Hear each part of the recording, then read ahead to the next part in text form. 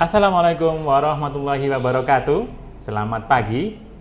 Berjumpa lagi dengan saya, Halim Nuswantoro, Paksi Kanwil DJBD Jawa Timur 1, sekaligus anggota dari Jatim PAK, dan juga Paksiapi Dana Rakca.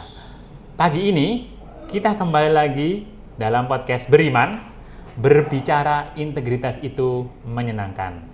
Edisi spesial karena saya membajak paksi dari Perpaksinas gitu ya, yaitu Master Jo. Apa kabar Master Jo? Alhamdulillah Master Halim. Sehat? Alhamdulillah, Sudah luar sarapan, biasa. Ya? Sudah. Alhamdulillah, siap. Karena ini edisi spesial sebelum Master Jo berangkat kembali ke Jakarta, mampir dulu di kantor, kita akan ngobrol-ngobrol sejenak dengan tema apa hari ini ya? Pagi ini kayaknya kita mau ngomongin bagaimana sih memberantas gratifikasi itu. Katanya memberantas gratifikasi itu butuh hati dan juga aksi. Nah, sebagai seorang penyuluh anti korupsi utama Master Jo, jam terbangnya udah luar biasa, melalang buana gitu ya. Gratifikasi sendiri itu sebenarnya apa sih? Nah, supaya kita punya persamaan atau kesetaraan frekuensi pemahaman gitu ya mengenai apa itu gratifikasi, baik di lingkup Kementerian Keuangan ataupun ya mungkin secara umum gitu ya. Siap, oke. Jadi begini Master Halim, ya. Jika kita meruntut ke bahasa undang-undang, memang dijabarkan secara panjang di sana ya.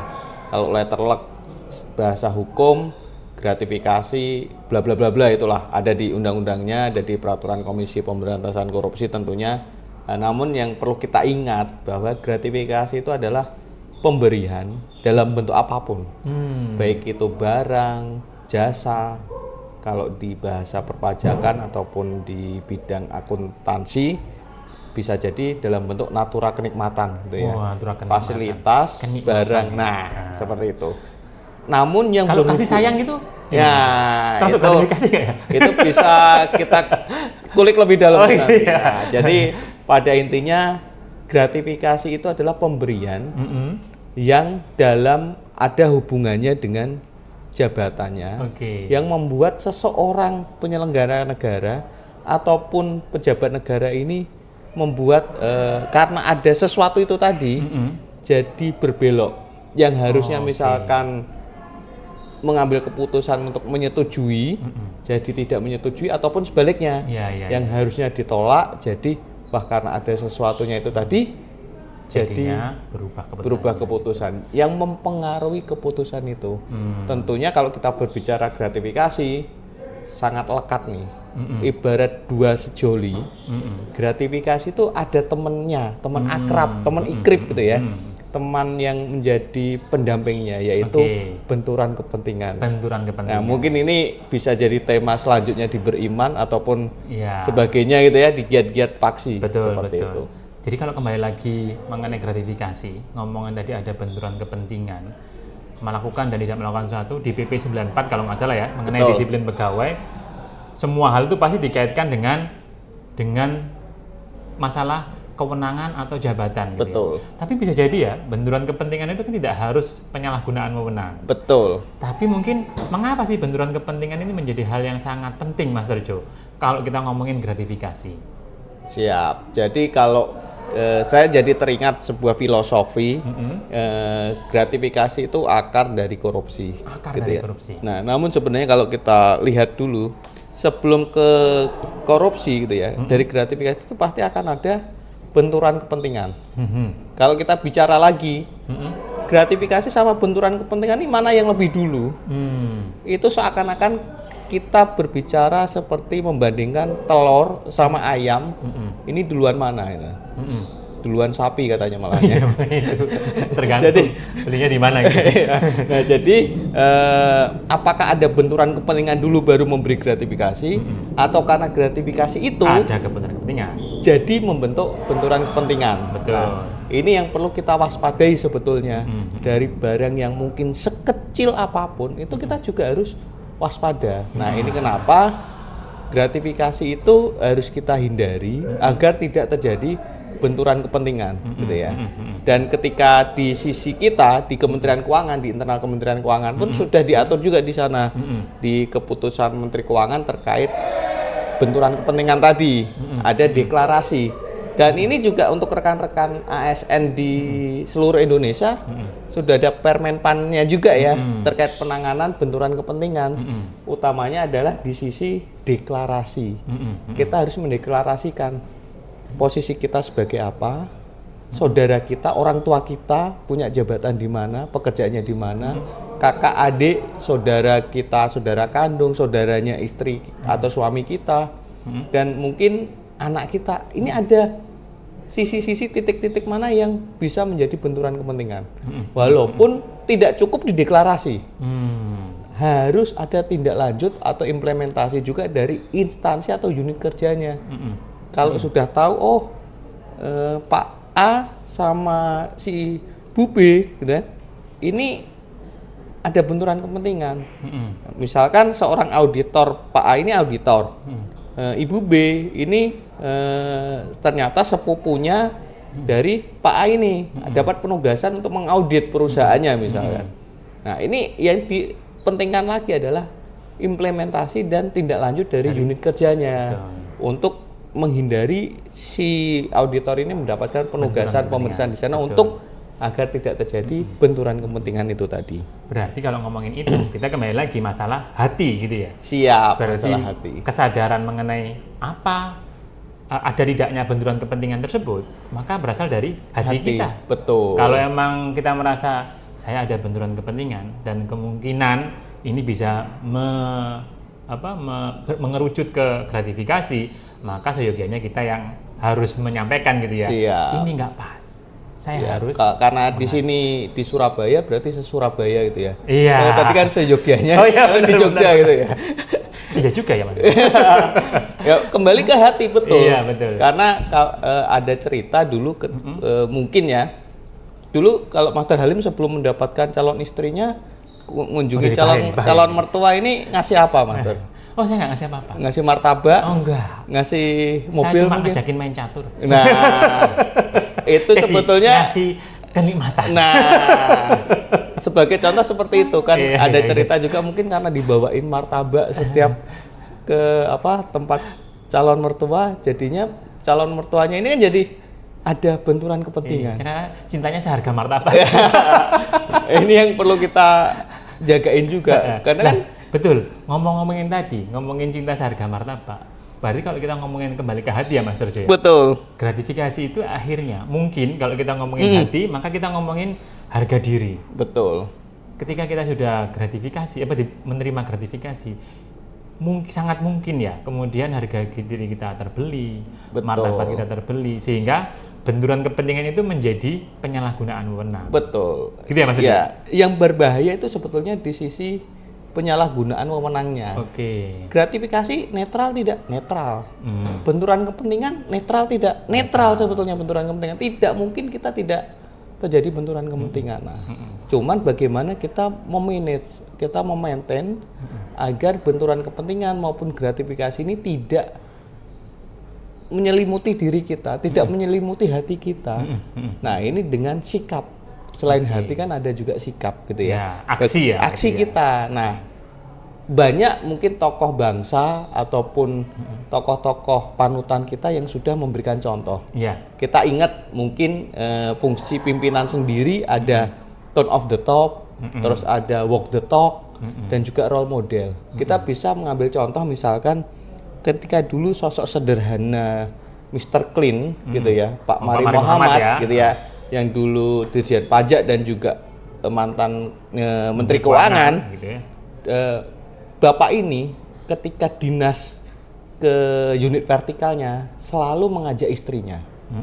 Untuk apa gitu ya? Pertama, menitipkan pesan ke sang istri bahwa tolong awasi istri-istri pejabat yang di bawahnya. Nah, namun ada sisi baiknya. Ketika bapak ini mengajak istrinya, ini tidak dibiayai oleh negara. Sang istrinya ketika ikut dinas, dan ada dua yang diingat dari sang istri ketika di bukunya Pak Mr. Clean itu biografinya mengatakan bahwa kamu harus bisa jaga telunjuk, dan jaga mulut.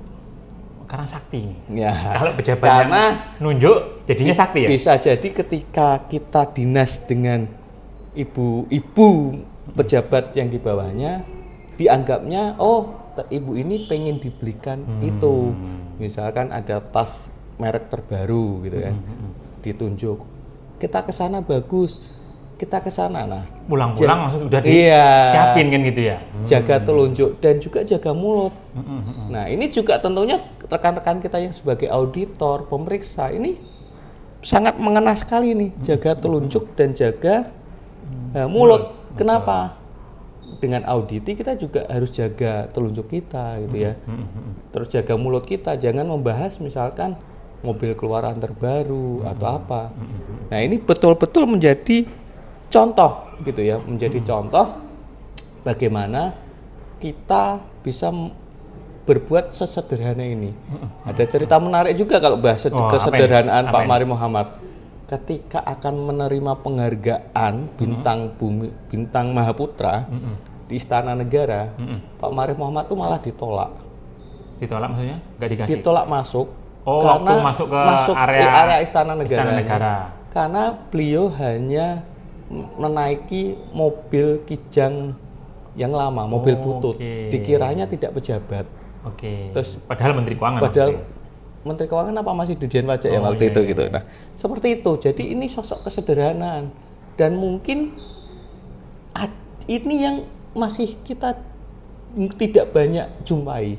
Dan saya yakin teman-teman di Kementerian Keuangan, Direktorat Jenderal Bea dan Cukai, Direktorat Jenderal Pajak dan Direktorat Jenderal yang lain ataupun rekan-rekan ASN di seluruh Indonesia juga masih banyak kok yang dijumpai bahwa Bapak ini pejabat eselon 1, eselon 2, tapi ke kantor misalkan naik KRL, naik kendaraan umum, masih banyak juga seperti itu.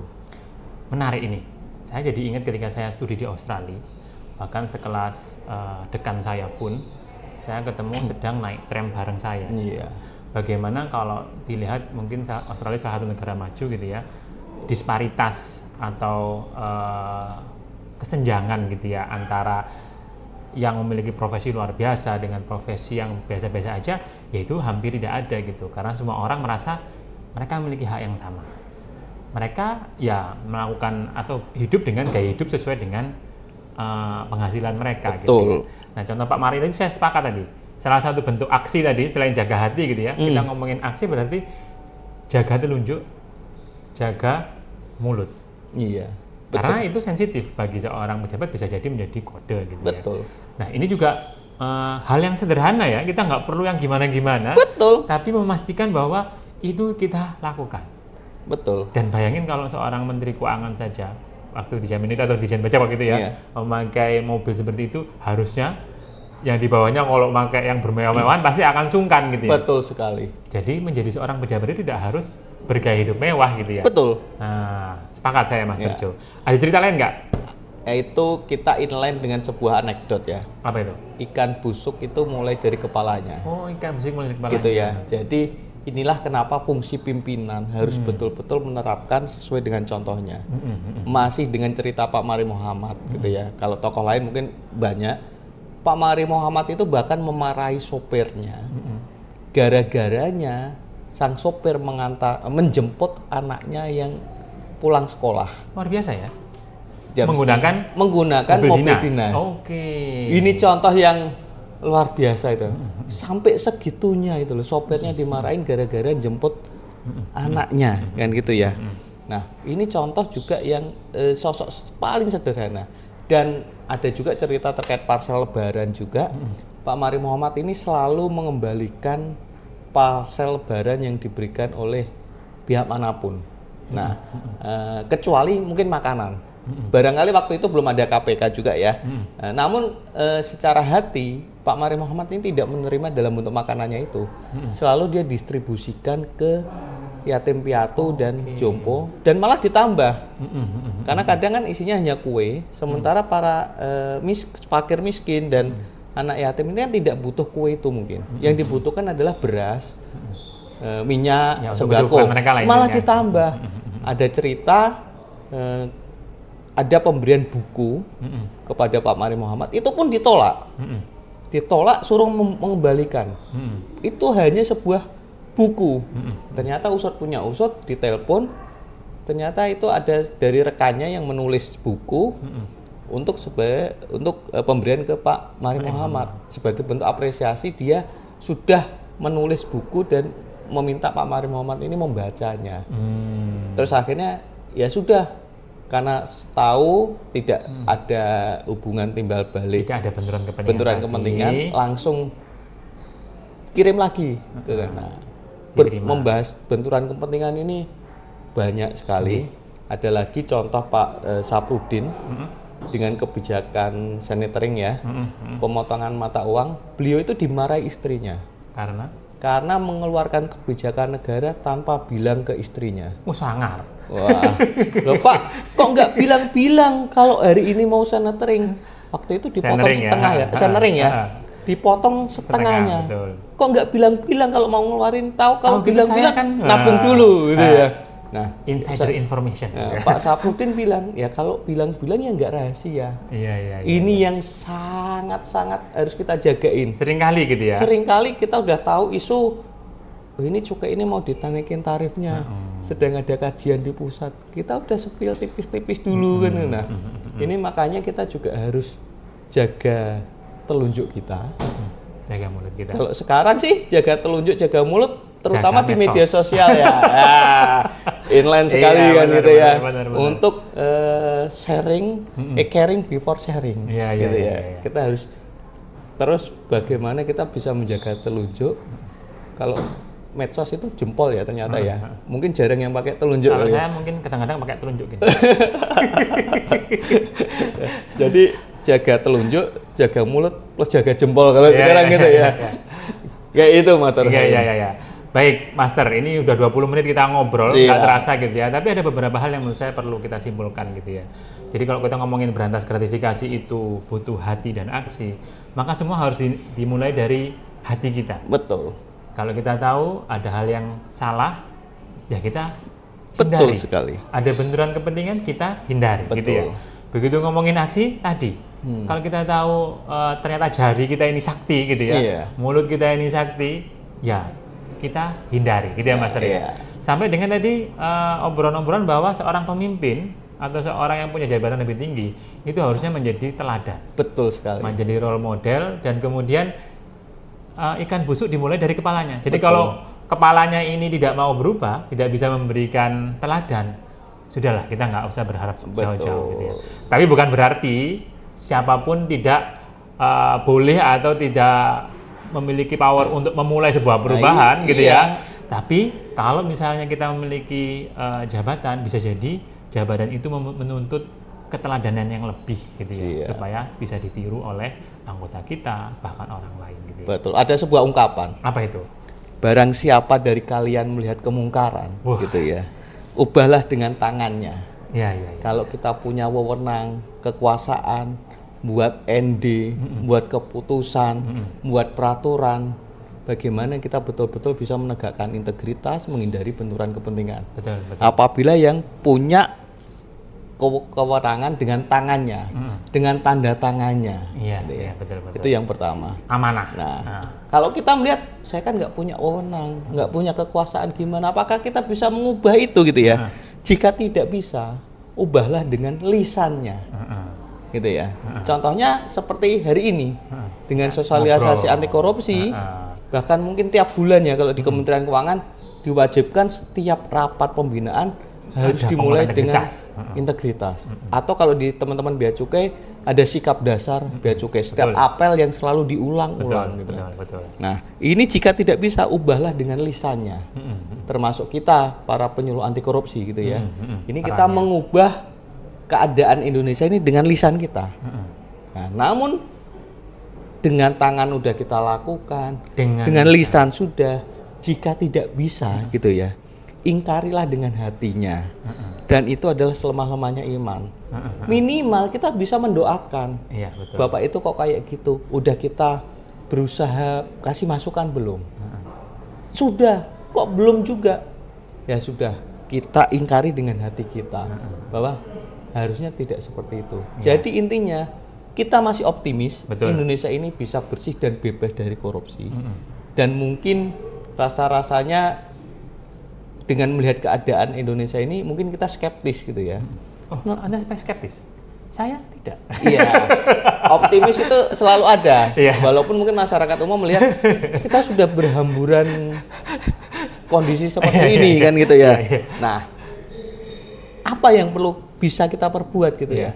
Dulu aja ada seekor cicak, burung pipit dan semut aja saling gerundel gitu. Kamu ngapain netesin air satu tetes gitu ya? Nggak mungkin bisa mematikan api gitu ya. Nah, tapi malah ada cicak yang meniup-niup angin gitu ya. Meniup-niup angin. Kamu kok malah niup-niup? Nah, jadilah sosok yang penetes air itu walaupun sedikit-sedikit tapi konsisten. Walaupun mungkin kita dilihat apa sih ini podcast beriman, nggak mungkin bisa mengubah Indonesia bebas dan bersih dari korupsi. Nah, namun dengan konsistensi ini bisa jadi kan gitu ya. Ada yang tergerak hatinya, oh iya ya, saya harus mulai berubah. Betul. Seperti itu. Jadi rekan-rekan sekalian, sobat beriman, kita sudah ngobrol dengan Master Joe dan banyak sekali ilmu yang kita dapatkan pagi ini gitu ya. Mungkin karena hari Jumat ini ya, betul. Jadi penuh berkah gitu ya, penuh ilmu gitu ya. Harapannya ini adalah langkah awal yang bisa kita lakukan dengan menjaga konsistensi hati kita untuk terus berjuang memerangi korupsi, memberantas gratifikasi, dan kemudian kita tidak sungkan atau tidak enggan untuk turun melakukan aksi. Mulai dari hal yang sederhana, menjaga telunjuk, menjaga mulut, bahkan memastikan pemisahan tanggung jawab gitu ya, atau misalkan ada benturan kepentingan antara kita dengan pasangan kita, tidak perlu semuanya diceritakan selama itu memang rahasia jabatan. Betul. Gitu kan. Dengan begitu, itulah tanggung jawab kita sebagai seorang ASN atau sebagai siapapun yang memiliki tanggung jawab dan menuntut hal seperti itu, sehingga yang kita mulai harus kita terus pertahankan. Betul. Konsisten. Betul sekali. Ya, Master ya. Iya. Baik Master Joe, terima kasih. Siap. Saya takut Master Joe ketinggalan pesawat. Terima kasih sudah menyempatkan pagi ini ngobrol bersama kami, Sobat Beriman. Berbicara integritas itu menyenangkan. Dan saya benar-benar menikmati berbicara integritas dengan Master Joe karena berbicara integritas itu menyenangkan. Terima kasih. Wassalamualaikum warahmatullahi wabarakatuh. Salam sehat untuk kita semua. Bye-bye. Bye-bye.